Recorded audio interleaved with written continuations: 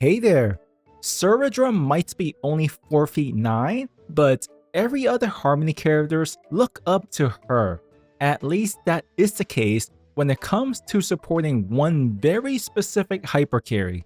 But beyond just being Phainon's bestie, what exactly does she bring to the table? Let's take a closer look at her kit, her skills, playstyle, potential issues, and how she fits with certain characters and team comps. Overall, is she worth pulling? Cerydra is a hyper carry support who specializes in boosting skill damage. Her entire kit revolves around generating charge stacks to get her main gimmick online, which is skill copy. Let's begin with her basic attack. Nothing fancy here, just a standard single target wind attack. Next is her skill. This is the core of her kit. Using her skill grants an ally something called military merit and gives Cerydra 1 charge stack. When she reaches 6 or more stacks, military merit automatically upgrades to peerage. What does peerage actually do? It gives the ally 70% crit damage on their skill damage. It causes the skill to activate twice, first as a copied version and then the original. This is huge for characters with powerful enhanced skills. After this, Cerydra consumes her 6 charge stacks and the ally with peerage drops back to military merit. To illustrate this process, here is Phainon with peerage. He uses his meteor skill, and since he has peerage, he gets another meteor skill. Now Cerydra loses 6 charge stacks and Phainon's peerage status becomes military merit. And one last thing about her skill, she also grants all type resist pen to the peerage ally, but only when she's not in the action order. Currently, there is only one character who has the ability to kick their entire team out of the action order. So basically, this is a Phainon only exclusive buff, at least for now. Next up, her ult. Her ultimate gives her 2 charge stacks and deals wind damage to all enemies. If no one on the team currently has military merit, she will give it to an ally in position 1 on the team. Now, so far, it seems like military merit doesn't really do anything. That is where her talent comes in. Characters with military merit will get a boost to their attack stat based on a percentage of Cerydra's attack. When a teammate with military merit uses their basic attack or skill, Cerydra will get 1 charge stack. Finally, let's talk about her 3 main traces. Trace number 1, crit damage boost. If her attack is greater than 2000, her own crit damage increases up to a maximum of 360%. Trace number 2, extra charge and crit boost. She also self-boosts her own crit rate to 100%. This is completely for free. When a teammate with military merit uses their ult, she gets a charge stack. Trace number 3, speed boost. Using her skill boosts her speed and a target ally's speed by 20 for 3 turns. When an ally with military merit uses their skill or basic attack, she will gain 5 energy. Moving on, so what does all of this really mean for her playstyle? The easiest way to wrap your head around her entire kit is to think of military merit and peerage as a basic package and a premium package. The basic package has a few perks, while the premium package has the same content as the basic package on top of even more benefits.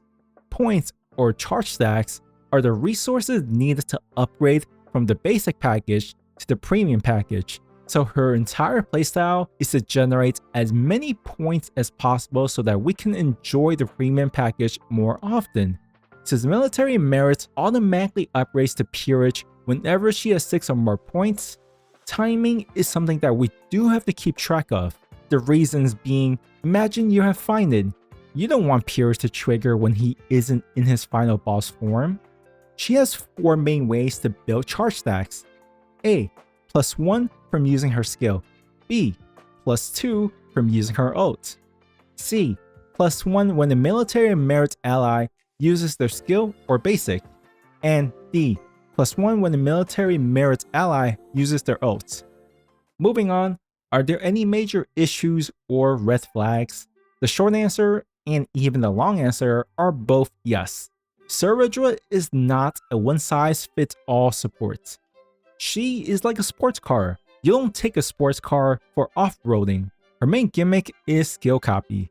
Not every DPS in the game relies on their skill as their main source of damage. We can't just plug her into a team and expect her to work flawlessly. For one, her stat boosts are not that universally friendly. Attack percent increases are useless for entire categories of teams such as HP scaling comps. Her crit damage boost is limited on skill usage only, so characters who have more spread out damage sources cannot really take full advantage of the crit damage increase. But still, her skill copy is undeniably powerful, especially since it doesn't cost any additional resources. With that said, let's talk about who can fully take advantage of the Short Queen. It basically boils down to any character who relies on their skill as their main source of damage being a good/decent fit with her. However, if their name starts with a P and ends with an N, then it is probably a match made in heaven. Phainon's highest damage ability is his Meteor skill.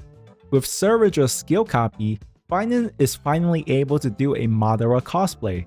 Since Phainon has a limited number of actions he can take while he's in his final boss form, being able to dish out more Meteor skill is an excellent boost to his overall damage output. What's more, their rotations even naturally align. Cerydra can have Peerage ready the moment Phainon transforms. Just to make it any less obvious, her all-type resist pen can only be applied when she is kicked out of the action order. And guess who does that? Only Phainon. Anaxa also benefits from having Cerydra for a very similar line of reasoning. Just picture him spamming his skills several times in one turn.